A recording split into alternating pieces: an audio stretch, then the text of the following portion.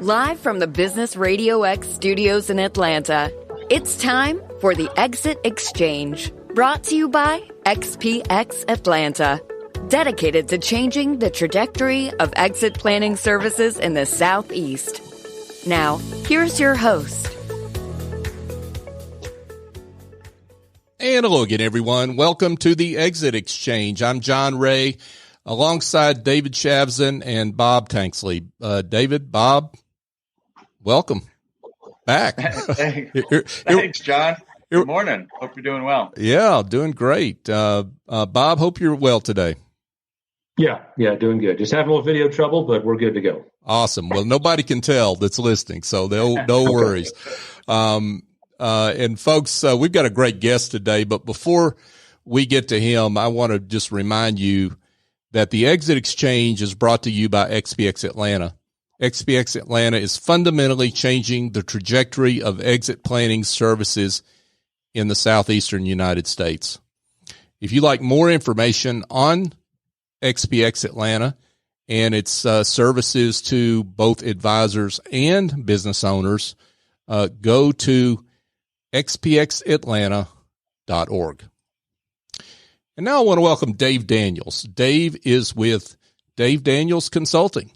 Dave, welcome. Thank you. Very creative name, don't you think? I love it. It's very alliterative, right? So easy for me to say, right? Well, Dave, let's get into how you're serving folks out there. Give everyone an introduction to your work. Well, good morning, everybody. Glad to be with you. I'm a former McDonald's executive. I ran the fourth largest domestic region based out of Nashville, Tennessee. I had about 400 restaurants that I was responsible for. I covered 5 states. I had 100 franchisees and 100 staff employees. As part of that piece, I did that job for about 3 years and just had a fantastic time. I went on then to build a QSO from scratch for a credit union in Portland, Oregon. And you're probably saying, what the heck is a QSO? QSO stands for Credit Union Service Organization, and it's a way for credit unions to have a for-profit entity. So we built an entity for them that went, as I mentioned, from scratch to over $55.5 million worth of loans for people who were credit challenged. And we had some great success there. Our charge-off rate, the cost of repossession, was less than 1%, which is as good as anybody with a 795 and above credit score. So just had a great time with that and really enjoyed that experience.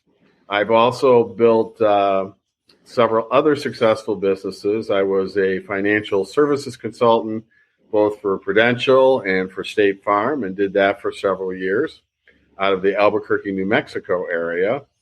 And then my current business, which is, again, as we had some fun with Dave Daniels Consulting, and I've been doing this for about 3 years, and I focus on executive consulting with a clear focus in diversity, equity, and inclusion. And I focus specifically with leadership teams. Just got back from Ohio late last night, actually early this morning, working with a team there in Columbus.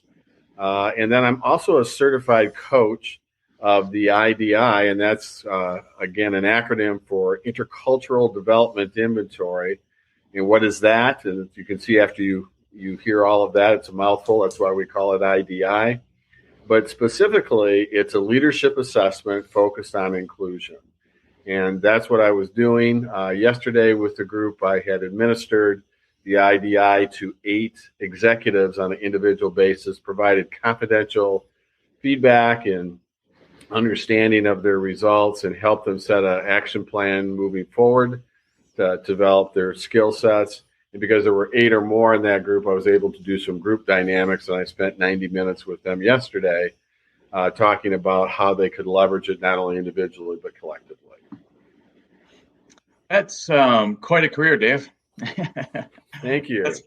That's a lot of changes, which is really interesting. So we're here to talk about this thing called diversity, and you kind of walked through just a little bit of your current activities. But what the heck is it? You hear it a lot, right? When somebody says that word, And if there's 100 people in the room, there's probably 250 thoughts about what that really is. So give us your version and take it further to equity and inclusion. What does all that mean? Well, David, you hit the key. There are all kinds of different definitions, but I try to take everything and simplify it into real terms. I try to take it more from an academic perspective to a real world perspective to deal with real world issues. But for me, diversity is simply trying to reflect the demographic makeup of the area that you do business. So if you're a national business, you try to reflect the national demographics. If you're a more local business, you try within your organization to reflect your employee base that's reflective of the demographics in the areas that you do business. And again, the goal is to be representative at all levels of the organization. And what does that mean? It really means that what you're trying to do is really broaden your appeal to bring in a more diverse group of points of view. And that what that does is really allows for people to bring themselves and oftentimes bring much better solutions to the table than more traditional homogeneous types of groups. There's been a lot of research done in that area, and it always points to the fact that a diverse team often outperforms any other team. So talk to us a little bit more about that. I mean, that sounds like it's important to any company. It may not make a difference, but if you think about some of the smaller companies, the lower mid-market companies that we and a lot of our members have as clients, what are the concrete things you see coming out of that in terms of the benefits? And we'll get to how to do that later. Yeah. When that happens, what does that look like for the company?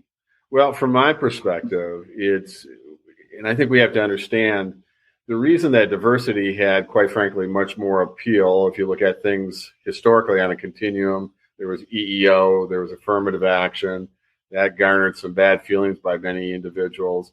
And then diversity, because diversity is more than race and gender. It's a much broader area. It brings in a lot of things, such as an example would be it broadens to thought or experience and all kinds of different things. And that's much more of appeal, because what you want to do when you're bringing a team together is you want to be able to bring the best of the best. Now, what I like to do, David, to your question, if I could for a moment, I'd like to talk about what diversity is not, because there's a lot. And again, I want to go back to the affirmative action days. I've interviewed well over 400 executives over the last 10 years on a lot of different things. And when I talk about this topic, they'll often say, Dave, I want to support our initiatives. I understand the potential benefits for our organization, but here's what I don't want it to be. I don't want us hiring somebody who's not the most qualified. I don't want to be promoting somebody who is not the most qualified. So if you're going through this journey of diversity, equity, and inclusion, and especially if you're using an outside resource or even using internal resources, if that's the road you're going down the wrong road, because anybody that I know, and I know a lot of people in this field, I've been in the field for a long time, will tell you it's not, you always look for and select the best possible candidate. But what it does mean is that you may be underrepresented with some groups, demographic groups within your organization today. So what that means is very clearly is that you have to expend time and effort to expand those underrepresented pools. And when you do that, then you start to get a much more rich candidate pool. And I always try to tell people, take the D, E, and I piece out of it. And if I said to an executive, if I can provide you a broader and more rich pool of applicants and more depth in your organization, would you be with me? And they always say, well, of course I would. And that's what this is. And that's where I try to simplify this and to try to make it practical. It's not promoting people who are not qualified. It's not hiring people who are not qualified. It's broadening the pool oftentimes of underrepresented groups. Did that answer your question, David? Yeah, it does. And, it makes me think, because I'm going through this process in my head of it all sounds really good. And like you say, when you talk to the executives, they say they want it. And then even it sounds like we'll understand the reasons, intellectually. So here's a question for you, given all of that. Do you find people know where to go, all right, to find different kinds of people, whether, you've got organizations that may be, skewed higher in age. Where do you go find it? If they're 40s and 50s and 60s in the organization, then you're looking for that 25-year-old. Do they know where to go? If you're looking to mix up the organization based on race or anything, how do you help your clients really proactively work that and find those folks where they typically don't, because they're probably not going where they are? Yeah. Well, it's a great question again, and it's interesting. I'll draw from the experience of the group that I dealt with, the group of executives yesterday. And there's a number of different ways to do it. And there's some short-term remedies and there are some longer-term remedies as well. And one may need to feed the other. And one of the leaders in this particular group shared with the team that they had just hired an individual and that they had used an executive search firm. And that person was able to identify several top-notch candidates of people of color. And so that was a critical piece. And as they went through the whole process, there was a very strong consensus that one of the African-American candidates was the top candidate, and they were able to do that. So you say, that's cool, and you celebrate that, which you do, right? Because now they're bringing some diversity to their organization that they didn't have before. If you truly believe, which I do and many do today, that, again, if you have a diverse group of people, you're going to get better results and better remedies, then that's a good thing to happen. Now, what's the downside of that? It's pretty expensive when you go through executive headhunters and that. It can become very, very expensive. So where we celebrated that, what I try to get executives to think about is think about not only the immediate solution, but then in the spirit of continuous improvement, how do you build upon that? And you build upon that, and this is the second part of the answer, which is more mid to long term, is that you have to identify either nationally, depending if you have a national footprint, but we're talking more to smaller, probably more geographically based. You really want to find out who the key players are of different organizations in your area that support businesses, because there are different groups that have different goals, different missions, and you really need to do your homework. You can reach out to an expert such as myself who can tell you some of those differences. But you can do your own research, because with Google today, you can do anything and get that information very easily. But then you need to reach out to those organizations in a win-win situation. I find most people say, well, Dave, am I supposed to give them money? And there's certainly, that may be appropriate at some point or some level, but you're really trying to establish a win-win working relationship. And there are so many things that you can do for that organization oftentimes as an established, successful business person. And I mean, you can help them from a standpoint of selection skills, development skills, and all kinds of things, supporting what they're trying to do, fundraisers. There's a plethora of things that you can do to support and build a win-win relationship and build that. And that's the key word, is relationship. You're building a relationship, and that takes time. A lot of organizations, especially minority organizations, oftentimes are approached. They get a lot of companies or a lot of people approaching them, and they have to weed through who's the real deal and who's just somebody looking to get a PR fix, to be very candid. And these may be professional associations, those kinds of things. Exactly.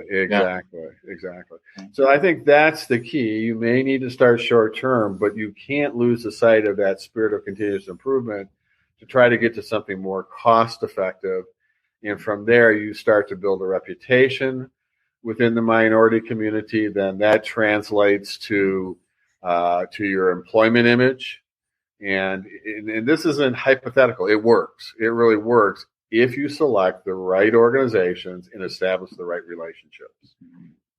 And you had mentioned a moment ago, talking with typically when you start talking with these executives or the owners, that concern is, are they getting the best qualified person? So it sounds like you're saying, however, you find them and you need to work it proactively to find the right folks. You're still screening and selecting as you would anybody. Right. The skill sets still have to be there. Yeah, absolutely. And selection is a really interesting piece. And I oftentimes almost always get into that as a key area for a business. Of how do you go about the selection process? Well, it starts, right? It starts with, because a lot of people say, well, it starts with the hiring process. And my point is it starts way before that. It starts with that recruitment process. It starts with trying to broaden your pool of candidates. And again, I think everybody agrees that broader the pool, whether it's a new hire or internal, it will really make a difference and it will allow you to hire. But then now you're into the selection process, right? So you got the recruitment process.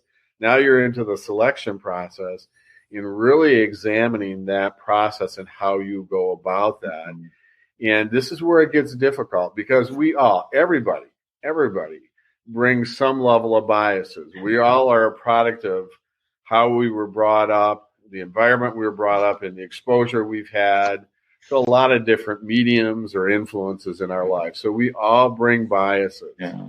And so what we need to do is understand that sometimes those biases unconsciously will steer us in a direction that maybe we just don't think it's going to steer us. Yeah. We all like to be around people that we're comfortable with, people like us. And oftentimes it's getting out of your comfort zone to be able to understand a different culture, background, but understand because of that the value that person or persons will bring. Mm-hmm. Good. So bringing us back a little bit to our world of exit planning and looking at our client companies, helping them grow. We do believe that a stronger workforce is going to optimize that business sale. We know when we're working with our clients and talking to buyers, they're looking at everything. They're doing their due diligence across the board, especially the more sophisticated ones are going to understand that's important. So you've talked through a little bit of that process of hiring, identifying what happens when they get, they start work, they get there day one, if it really is something new, so whether it's the new 25-year-old hire, the new, with a much older organization, or the new African American, or the woman, with a whole bunch of men in the organization. How do you start? How do you guide them to start and make it work? Right. We know it's sort of the end game in theory, but how do you get to step one and step two and step three? Again, a great question. So we're really talking, at least initially, right? We're talking the onboarding process. In the old days, that was the orientation. You come in and you do an orientation, and then you get flung in and away you went. Today, many companies of any size have become a little more sophisticated, a little more thoughtful about that process. Mm-hmm. So onboarding is far more than an orientation. It's far more than going through benefits and compensation and all of the do's and don'ts and the 552 ways you can get fired, those kinds of things. And those are things from a traditional perspective that have occurred, and those are still obviously necessary. But it goes well beyond that. How do you then transition your new employee into the organization, but also their specific discipline within their business unit, or the leader that they're working with and the team that they're working with? And that can get much more challenging, and that's where leadership comes into play. So let me step back here. One of the things that I do in my approach is I always insist that any DE&I journey initiative has to start with the leadership team. So many different people, gentlemen, start in the middle of the organization. It's because oftentimes CEOs at any level are all busy. And I would argue that even smaller size businesses are going to be far busier than even a mid to larger organization, because they have to wear so many hats. I've been there. I went from being an executive of 100 people and 400 restaurants to my own businesses, and it was me. And it's a scary task. It's quite a transition.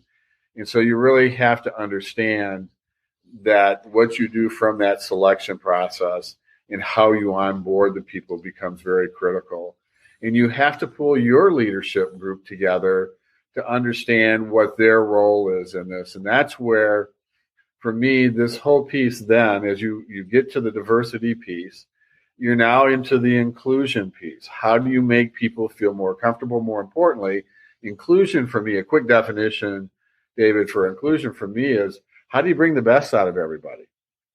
And if you can bring the best out of everybody, I think we'd all agree that you have a much enhanced opportunity to really, again, optimize that person's individual results, but then to also contribute as a contributing team member. And so you get better innovation, you get better execution, you get better results. And when you can do that, it obviously has a broad impact. And even smaller organizations need to step back. I would suggest even more importantly to step back and say, how do you do that today? How can we do that more effectively? And how do we understand that, especially if we're just beginning this journey, and I don't have a lot of representation in a particular underrepresented group in my demographics that I'm trying to reflect, and let's say that's a Hispanic male or female, what do I need to do? Do I understand that that person's probably going to encounter some situations, perceived and or real, that I may not encounter as a white male because it's predominantly white male organization. So you've got to understand those dynamics and help that person understand where those dynamics could be. Now, specifically from a strategic perspective, and then taking that down to action steps and tactics, that's where I think you do a couple of different basic things. Do you have a buddy program within the organization? And so is that person paired up with somebody who is going to have success with that? Who is ever responsible for that employee? Do they really buy into the cradle to grave theory that I'm responsible? I'm bringing this person on. I'm going to ensure that they're successful. And what does that look like? And do I then look internally, not beyond a buddy program? Is there somebody that I can set up that can be a mentor for this person?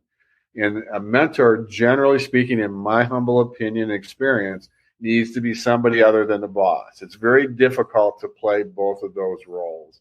So you have to be able to step back and look at different resources within your organization. If you don't have them within the organization, who are your trusted members of your network outside your organization that you may be able to tap into as well? And I rarely see people doing that, and it can be very, very effective. Okay, no, that's great. And I'll kind of wrap it up. I always say wrap it up with one last question, and then we end up with more questions. But yeah, bringing this all home, I think it's what you've talked through is makes sense, right?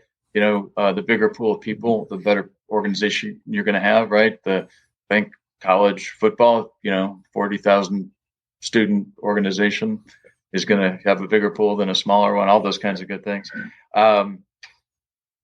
So then I guess the question is really, think about our members of XPX and their advisors of all sorts, right? They're the attorney CPAs, all kinds of consultants from marketing, IT, whatever it happens to be. What would you suggest? What kind of language, what kind of question can they use to simply bring this idea up to their clients? They're not going to become experts, right? And it's like a lot of other areas and disciplines. There's a lot of things that these business owners that we deal with are not doing, or are just not getting to, and this is one of them.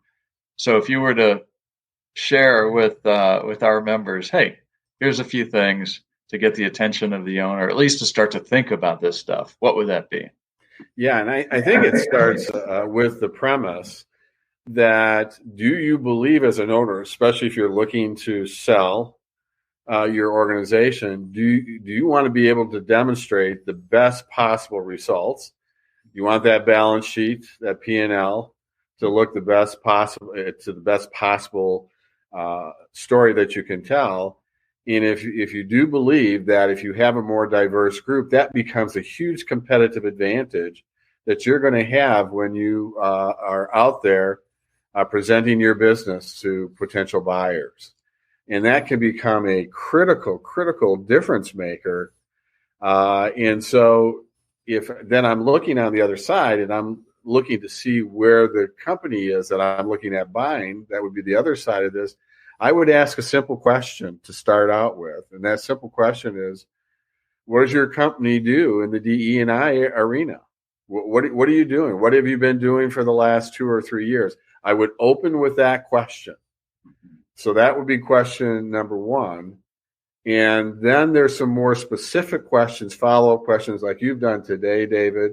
And those questions could look like, for example, where did you start your DE&I journey?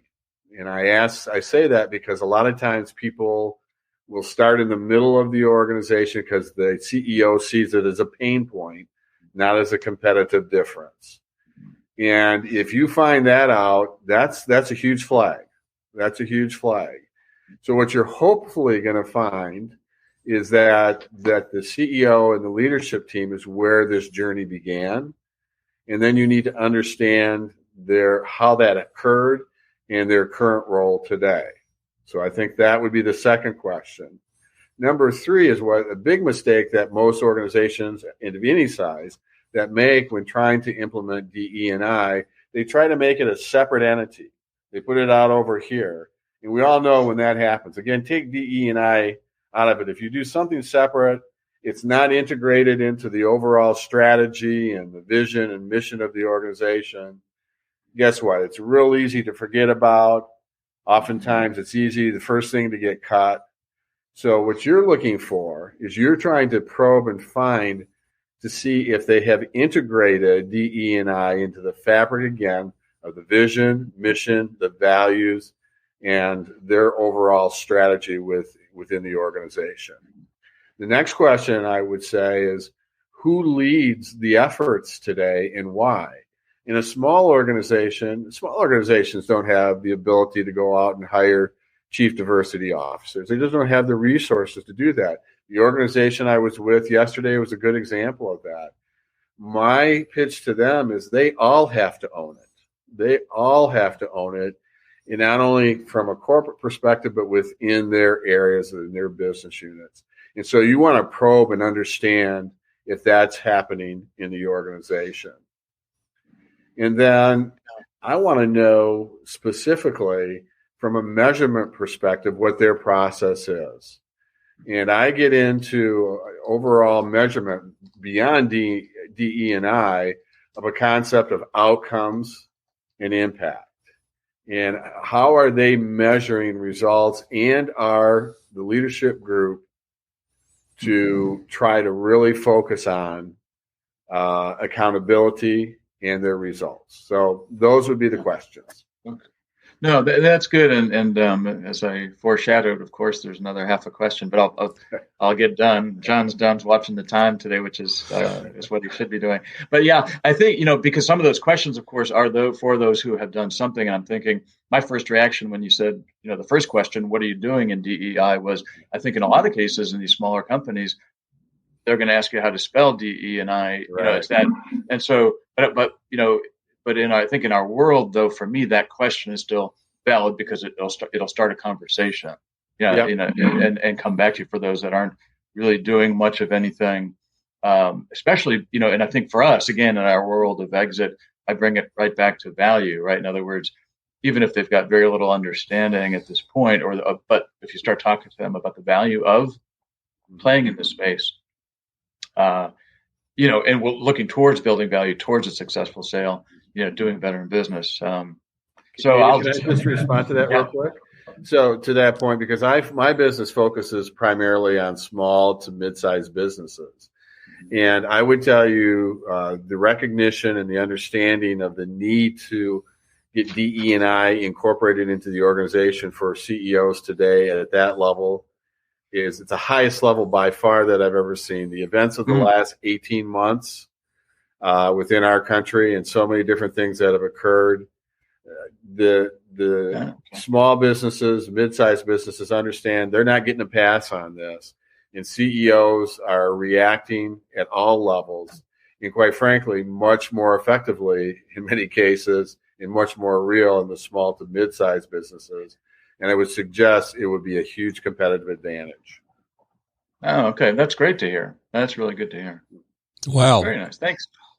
Yeah. On that encouraging news, great stuff, Dave Daniels. It's been a pleasure having you on the show.